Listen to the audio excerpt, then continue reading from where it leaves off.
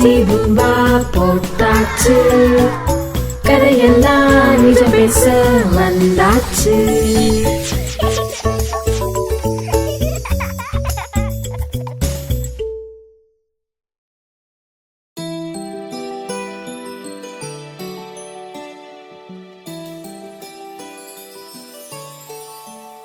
ரோசியும் ராகுலும் நண்பர்கள்.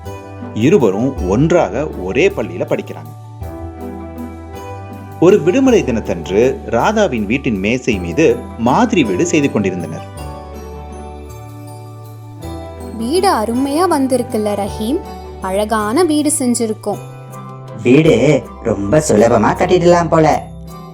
என்ன விளையாடுற? ஏன் சிரிக்கிற?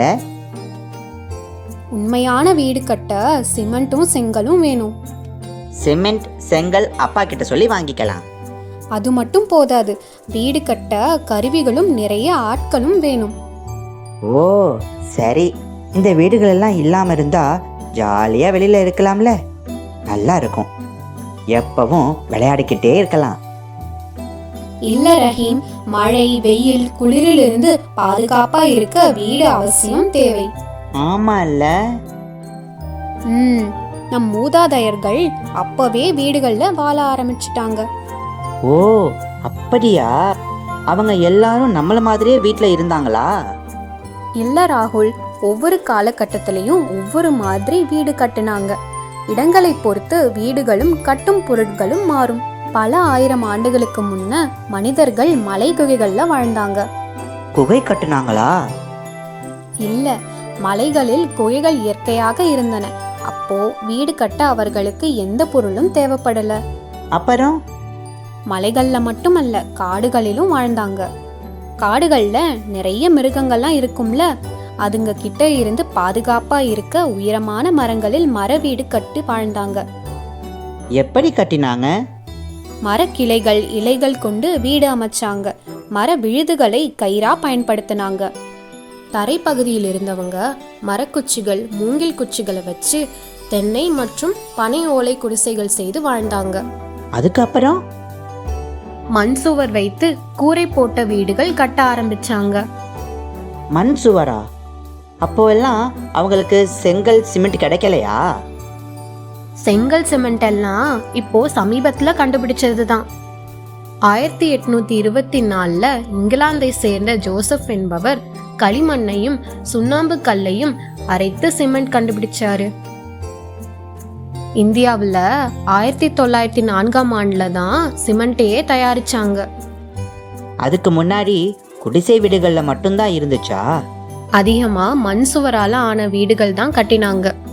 பெரிய கட்டிடங்களை கருங்கற்களால கட்டினாங்க. சிமெண்ட் பயன்பாடு அதிகம் வந்த பிறகுதான் வீடுகளை விரைவாகவும் எளிதாகவும் கட்ட முடிஞ்சது. சிமெண்ட் மட்டும் அல்ல, வீடுகள் கட்ட நிறைய பொருட்கள் தேவை. அப்படியா? என்னென்ன பொருட்கள் தேவை? சிமெண்ட், செங்கல், மணல், இரும்பு கம்பிகள், இவைகள் கூட முக்கிய தேவை. தண்ணீர். நம் ஊரில் வீடு கட்ட பயன்படும் கருவிகள் நிறைய இருக்கு. கடப்பாறை, மண்வெட்டி, கரணைன்னு சொல்ற பூசுக்கரண்டி, சிறிய பெரிய மட்ட பலகைகள், ரசமட்டம், சளிப்பான், செங்கல் மணலை எடுத்து போக பயன்படுற பாண்டு சட்டி போன்றவை வீடு கட்ட உதவும் கருவிகள். இப்போ நிறைய இயந்திரங்கள் கூட வந்துடுச்சு. அதுல முக்கியமானது கலவை இயந்திரம். சிமெண்ட், மணல், ஜல்லி இதையெல்லாம் கலக்க பயன்படுது. ஓ, அப்போ பணம் அதிகமா தேவைப்படுமே. ஆமா, ஆனா இங்கிலாந்தில் இருந்து வந்த லாரி பேக்கர் என்ற ஒரு ஓவியர் இந்திய மக்களுக்காக எளிய வீடுகள் கட்டும் முயற்சியில் இறங்கினார். பரவாயில்லையே. எங்கு வீடு கட்ட வேண்டுமோ அந்த பகுதியில் கிடைக்கும் பொருட்களை வைத்து வீடு கட்டுவதுதான் அவருடைய திட்டம். சிமெண்ட் மற்றும் கம்பிகளை கொஞ்சமா பயன்படுத்தினார். அதிலேயே வெற்றியும் அடைஞ்சாரு. சிமெண்ட் மற்றும் இரும்பு கம்பி ரொம்ப முக்கியம் இல்லையா? அப்படி இல்லை, இப்போவும் உலகம் முழுவதும் தங்களுக்கு அருகில் கிடைக்கும் பொருட்களை கொண்டுதான் வீடுகள் கட்டுறாங்க. உதாரணத்திற்கு பனிப்பிரதேசங்கள்ல பனிக்கட்டிகள் தான் கிடைக்கும். பனிக்கட்டிகளாலேயே வீடுகள் கட்டுறாங்க.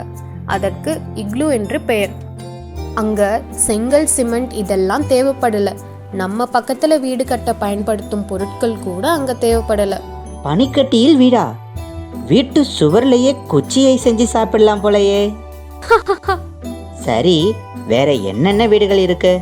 தண்ணீரில் மிதக்கும் படகு வீடுகள், மலைப்பகுதிகளில் கட்டுற கல் வீடுகள், மரத்து மேல கட்டுற மர வீடுகள், ஓடுகள் போடப்பட்ட ஓட்டு வீடுகள், கால் வீடுகள், அடுக்குமாடி வீடுகள், இப்படி இன்னும் நிறைய இருக்கு. அந்த காலத்துல அரசர்கள் பெரிய அரண்மனை வீடுகள்ல வாழ்ந்திருக்காங்க. ஒவ்வொரு இடத்தையும் பொறுத்து வீடு கட்டும் முறையும் அதை கட்ட தேவையான பொருட்களும் மாறும். எல்லாம் சரி, அதென்ன கால் வீடு? தண்ணீர் நிறைந்த பகுதிகளில் மரத்தூண்களை நிறுத்தி அதன் மேலே வீடு கட்டி இருப்பாங்க. அப்புறம் மலைவாழ் மக்கள் பிரம்பு, மூங்கில், புல், நாகமர பலகைகள் வச்சு பெரிய குடில்கள் அமைச்சு வாழ்றாங்க. குறிப்பா நீலகிரி மலைப்பகுதிகளில் வாழும் தோடர் இன மக்களின் வீடுகள் அப்படிப்பட்டவைகள் தான். நன்றி ரோசி. வீட்டுக்கு பின்னே இவ்வளவு கதை இருக்கா? இவ்வளவு செய்திகளும் எப்படி தெரிஞ்சு வச்சிருந்த?